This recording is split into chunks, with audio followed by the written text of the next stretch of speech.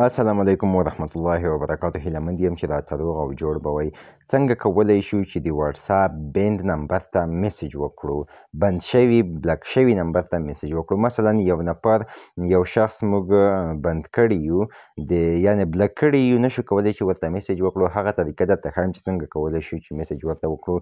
میسج په یوه طریقه کولی شو، نه په زیاتو طریقو. یوه هغه طریقه ده چې که موږ او تاسې به یو ګروپ جوړوو، مثلا 2 نفر به ورته اډ کوو یا به 3 ورته اډ کوو، اضافه نه. په هغه کې به ورته میسج کوو، هغه نور بیا ورته میسج نشو کولی. په هغه کې مو چې کله ورته میسج وکړو، بیا به ستاسو میسج 3 نفر یا 2 نفر ګوري، ځکه چې ګروپ وي دی به یې هم ګوري. نو په دې طریقه موږ او تاسې کولی شو چې د ده سره تماس ونیسو. د بله طریقه یې نشو کولی تر څو یې چې موږ ان بلاک کړي نه وو، تر څو یې چې موږ له بلاکه ویستلي نه وو. راځئ ویډیو درته عملي ښیم، عملي راسره تر پایه وګورئ. که چېرته مو زموږ چینل نه وي سبسکرایب کړی، زموږ چینل نوی دی، زموږ د چینل ملاتړ وکړئ. انشاءالله خدای پاک به ستاسو ملاتړ وکړي، زه به ستاسو ملاتړ وکړم. تر خپلو هیلو، تر خپلو احساساتو، تر خپلو ټولو آنلاین کارونو مو رسوم انشاءالله. نو راځئ چې په ویډیو پیل وکړو. نو را به شئ، تاسو به په واتساپ ورته کلیک واخلئ او بیا به دلته په دې نیو ګروپ اپشن باندې کلیک واخلئ. تاسو به دلته په دې نیو اپشن ګروپ باندې کلیک واخلئ. کله مو چې په دې ځای ورته کلیک واخیستو، تاسو ته دلته یوه اپشن راځي چې تاسو دلته یو سرچ دی. په دې سرچ کې به تاسو ورته لیکئ د هغه شخص نمبر، نوم چې کوم تاسو یې بلاک کړي. زه دلته تاسو ته خالي طریقه ښیم. نو زه دلته هیڅ شخص هم نه یم بلاک کړی، یوازې درته طریقه ښیم. هغه نفر ورته رامنشن کړئ چې ستاسو پیژندګلي وي.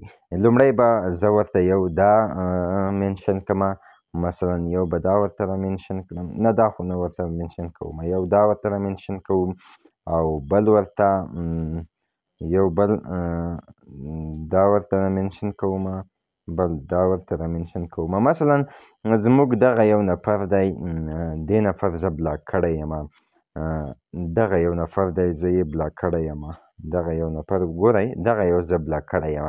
نو دا به هم ورته رامنشن کړئ. بیا به تاسو راشئ په دې بیخ کې، په دې کرسر به ورته په دې غشي ساین علامه باندې به ورته کلیک واخلئ او ستاسو دلته بیا یو څو تغییرات درڅخه غواړي.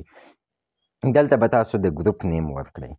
نوم مثلا ورته لیکمه چې بلاک شوي نمبرونه، بلاک شوي نمبرونه، بلاک شوي نمبرونه. یوازې درته طریقه ښیم، نور خو تاسو هم پرې پوهېږئ. بلاک شوي نمبرونه. دلته بیا تاسو څخه یو کس غواړي، ګیلري څخه به یو ورته انتخاب کړئ.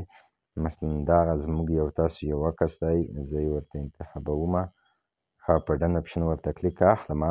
بیا به تاسو راشئ دلته په دې غشي به ورته کلیک واخلئ، په دې ساین علامه باندې. کله مو چې په دې ورته کلیک واخیسته او ستاسو ګروپ په مکمل ډول جوړ شي، وموندل زموږ ګروپ جوړ شي، نوم یې دی بلاک شوي نمبر نه، نو تاسو هلته هغه نفر هم ولیده چې زه یې بلاک کړی یم. مثلا دغه زموږ هغه نفر دی چې زه یې بلاک کړی یم.